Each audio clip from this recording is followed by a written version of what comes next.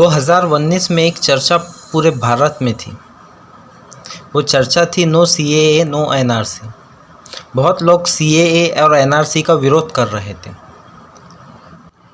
उसी टाइम दिल्ली के अंदर शाहीन बाग में भी एक आंदोलन हुआ जो सीएए और एनआरसी का बहुत विरोध कर रहा था। पूरे देश में तो विरोध हो ही रहा था, लेकिन दिल्ली में भी विरोध चालू था। फिर दिल्ली में वो आंदोलन के बाद दंगे हुए। लेकिन सीएए और एनआरसी का विरोध हो रहा था क्यों? क्योंकि जो आंदोलनकारी थे उनका मानना था कि सीएए और एनआरसी के वजह से उनकी नागरिकता खतरे में है। वहीं गवर्नमेंट ऑफ इंडिया का मानना था कि सीएए किसी की नागरिकता लेने वाला कानून नहीं है, ये तो नागरिकता देने वाला कानून है। फिर लोगों ने कहा एनआरसी के वजह से लोगों की नागरिकता जा सकती है। तो सबसे पहले समझना पड़ेगा कि एनआरसी था क्या, एनआरसी किसे कहते हैं।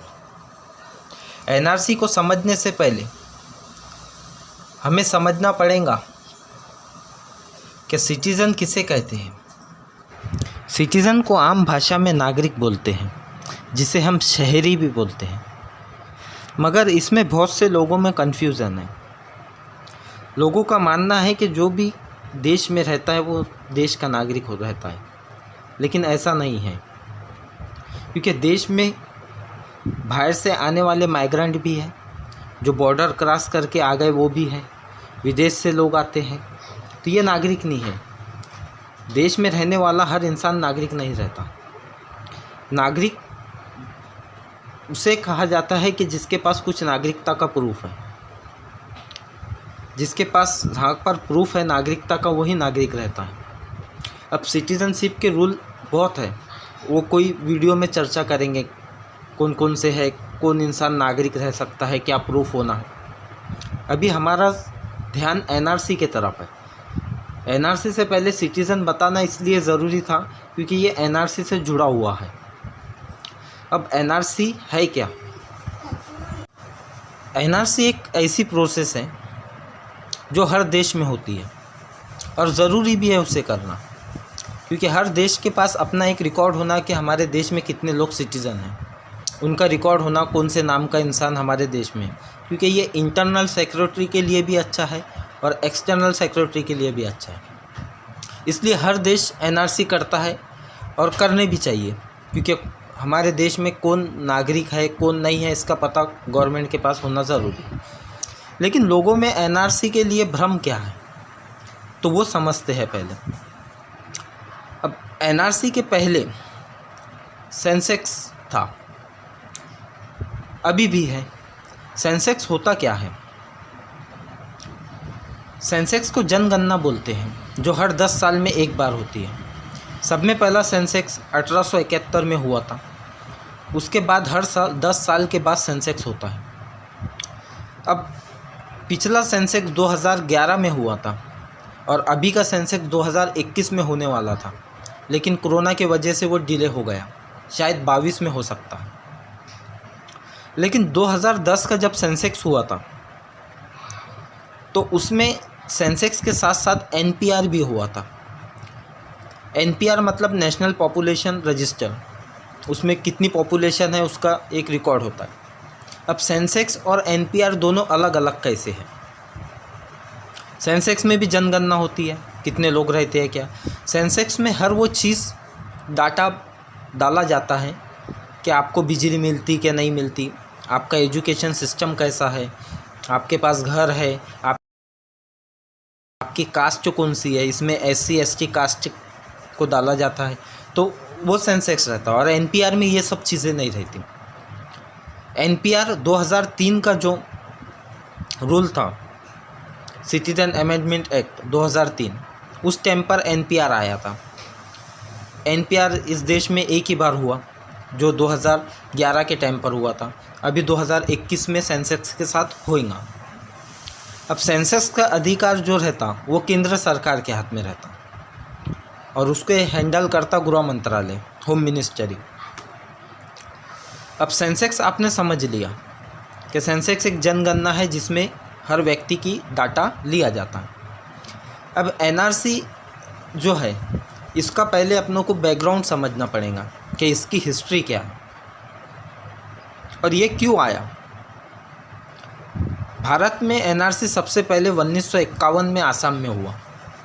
उस टाइम के प्रधानमंत्री नेहरू जी ने लियाकत समझौते के बाद एनआरसी को लागू किया, क्योंकि बॉर्डर से बहुत लोग इधर आ रहे थे।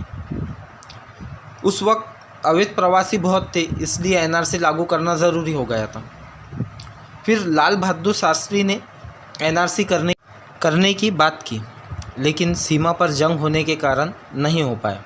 फिर मनमोहन सिंह ने 2010 में एनआरसी के बारे में विचार किया, मगर ये भी नहीं हो पाया। फिर 2013 में सुप्रीम कोर्ट ने एनआरसी की बात की और गवर्नमेंट को ऑर्डर दिया कि एनआरसी आसाम में कराई जाए। फिर मोदी गवर्नमेंट ने आकर एनआरसी को आसाम के अंदर हुआ। जब एनआरसी का ड्राफ्ट आया तो आसाम में 19 लाख लोगों के पास कोई प्रूफ नहीं पाया गया। फिर उनको कोर्ट में चैलेंज करने का टाइम मिला। अभी वो प्रोसेस आगे चालू है। मगर सवाल एक है कि पूरे देश में एनआरसी होना चाहिए या हो सकता है क्या? क्योंकि 1951 में आसाम में हुआ था, पूरे देश में एनआरसी कभी नहीं हुआ। इसलिए एनआरसी पूरे देश में होना चाहिए या हो सकता है क्या, ये सवाल है। तो इसका जवाब हमें मिलेगा 2003 के नागरिकता संशोधन एक्ट में।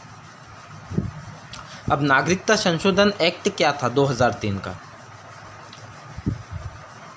एनआरसी हर देश में होता है, क्योंकि हर देश अपने नागरिक का रिकॉर्ड रखता है। एनआरसी जैसी प्रक्रिया, हर देश के पास अपने सिटीज़न कौन कौन है उनका उसके पास रिकॉर्ड है।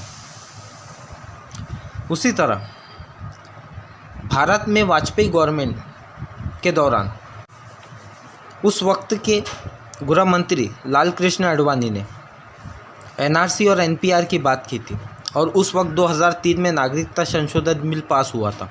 उसमें एनआरसी और एनपीआर का जिक्र है।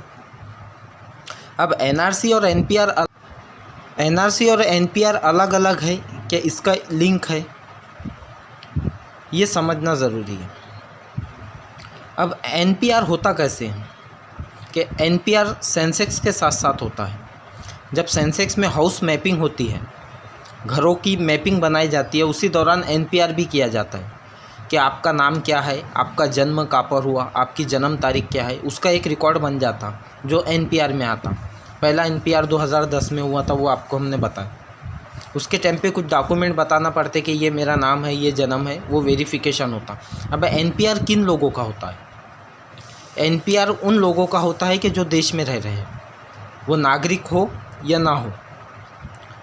जो इंसान देश में 6 महीने से रह रहा है और अगले 6 महीने रहने वाला है, उनको भी एनपीआर के लिस्ट में शामिल किया जाता है। उनका भी एक रिकॉर्ड गवर्नमेंट अपने पास रखती है। अब ये हो गई एनपीआर की बात। अब एनआरसी है क्या? मेन मुद्दा एनआरसी का है। अब एनपीआर करता कौन है? तो हर एक गांव में लोकल रजिस्ट्रार रहता है, उसके ऊपर एसडीआर रहता है, सब डिविजनल रजिस्ट्रार। उसके ऊपर डीआर रहता है, डिविजनल रजिस्ट्रार, और उसके ऊपर एसआर रहता है, स्टेट रजिस्ट्रार, और उसके ऊपर एनआर रहता है, जिसे नेशनल रजिस्ट्रार कहते हैं। अब ये हो गई एनपीआर की बात। अब एनआरसी पूरे देश में लागू हो सकता है क्या? ये बिल्कुल हो सकता है।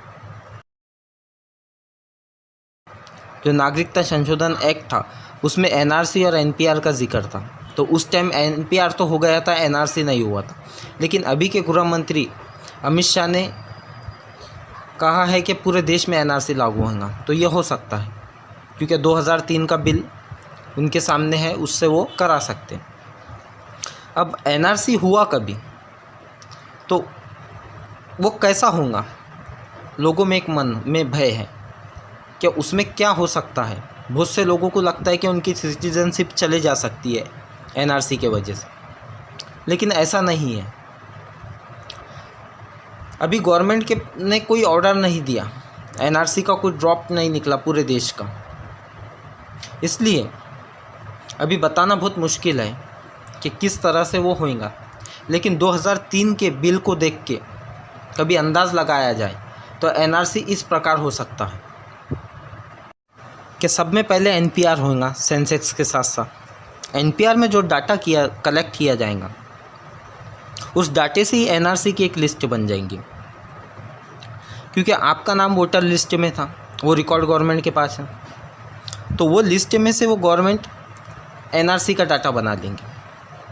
फिर उसके बाद जो डाउटफुल रहेंगे कि जिनके पास गवर्नमेंट को रजिस्ट्रार को डाउट रहेगा कि ये इंसान के पास प्रूफ वैलिड नहीं है, इसका नाम नहीं है, तो वो उसको बुलाएंगे और उसको अपना नागरिकता साबित करने के लिए डॉक्यूमेंट मांगेंगे।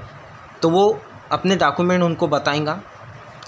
जैसा आसाम में कुछ डॉक्यूमेंट थे, इधर कुछ बढ़ सकते हैं, ये तो फिक्स रहेंगे जो डॉक्यूमेंट हम बता रहे हैं कि इलेक्टोरल रोल में नाम, उसके बाद जन्म सर्टिफिकेट, फिर पासपोर्ट रहा कभी, तो पासपोर्ट नागरिकता नहीं साबित करता है, लेकिन आपका पासपोर्ट कभी पुराना रहा तो ये आपको बता सकता है कि वो हाँ इस देश में ये इतने साल से ये यहाँ पर है। राशन कार्ड, फिर उसके बाद स्कूल का कुछ record, LIC policy, driving licence, ऐसे बहुत से प्रूफ है जो आपको ये बताना पड़ेगा कि ये इस टाइम पीरियड में हमारे इशू हुए हुए हैं और हम इधर के नागरिक हैं, इस टाइम पीरियड से हम यहाँ पर रह रहे हैं। और वो टाइम पीरियड कौन सी लिमिट्स तय होती वो NRC के टाइम पे समझ में आई। जैसा आसाम में एक लिमिट तय हुई थी कि 1971 के पहले जो इधर आ गए, जिनके पास 71 के पहले का प्रूफ है, वो देश के नागरिक हैं। वैसे ही एक लिमिट पूरे देश में भी तय होंगी। अब NRC का डाटा तो पहले NPR से ले लिया जाएगा और जो डाउटफुल कैंडिडेट रहेंगे सिर्फ उनको साबित करना पड़ेगा, क्योंकि गवर्नमेंट के पास ऑलरेडी इलेक्टोरल रोल का पूरा रिकॉर्ड उनके पास रहता, आपके जन्म का भी ऑनलाइन हो गया, सब रिकॉर्ड उनके पास रहता, तो वो उससे ही पहले NRC की लिस्ट बना लेंगे। जो डाउटफुल रहेंगे उनको मौका मिलेगा अपनी नागरिकता साबित करने का। तो इसमें लोगों में भय है कि उनकी नागरिकता चले जाएंगे, लेकिन ऐसा नहीं है। अगर आपके पास कुछ भी प्रूफ है, आपकी प्रॉपर्टी ली हुई है पुरानी, आपके पास स्कूल रिकॉर्ड है या कुछ भी है, तो आपकी नागरिकता बच जाएंगी। अब ये हो गया लोकल रजिस्ट्रार के पास, आप फिर भी कभी आपका NRC में नाम नहीं आता है तो आप लोकल रजिस्ट्रार के पास चैलेंज कर सकते हैं। उसके बाद DR डिविज़नल रजिस्ट्रार के पास कर सकते हैं। आपके पास टाइम है चैलेंज करने का, इसमें कोई दिक्कत नहीं। आप डॉक्यूमेंट प्रूफ बताएंगे, आपके पास जो भी रहेगा, आपका नाम बाद में डाल दिया जाएगा, वो अपडेट हो जाएगा। अब हमने सुना है कि बहुत से राज्य सरकार के मुख्यमंत्री, जैसा महाराष्ट्र के मुख्यमंत्री, बिहार के, बंगाल के, क्या उनका कहना है कि हम NRC जब लागू होगा तो स्टेट में लागू होने नहीं देंगे। क्या ये मुमकिन है? तो संविधान के अनुसार कभी देखें तो आर्टिकल 365 में केंद्र सरकार के पास कानून बनाने का अधिकार है और वो कानून, वो आर्टिकल 356 के अनुसार वो किसी भी राज्य में लागू कर सकती है। लेकिन वो कानून कौन से रहते हैं? वो कानून वो रहते हैं जो केंद्र बनाती है। जैसे पासपोर्ट का कानून केंद्र सरकार के हाथ में रहता है, पूरे देश में वही, पूरे राज्यों में वही कानून लगता है। वैसे ही सिटीज़नशिप का भी कानून केंद्र सरकार के पास है, इसलिए हर राज्य को उसी तरह से सिटीज़नशिप का कानून को फॉलो करना पड़ता है। तो इसलिए राज्य के पास ये अधिकार नहीं है कि वो NRC को रोक सके। जब केंद्र ने NRC लागू कर देगा तो हर राज्य में इसको मानना पड़ेगा और हर राज्य में ये लागू होना ही है, क्योंकि इसका जो NRC का कानून बनाने का अधिकार है वो केंद्र के पास है और केंद्र सरकार इसको हर राज्य में लागू कर सकता है, क्योंकि आर्टिकल 256 की मदद से केंद्र उसको लागू कर सकता।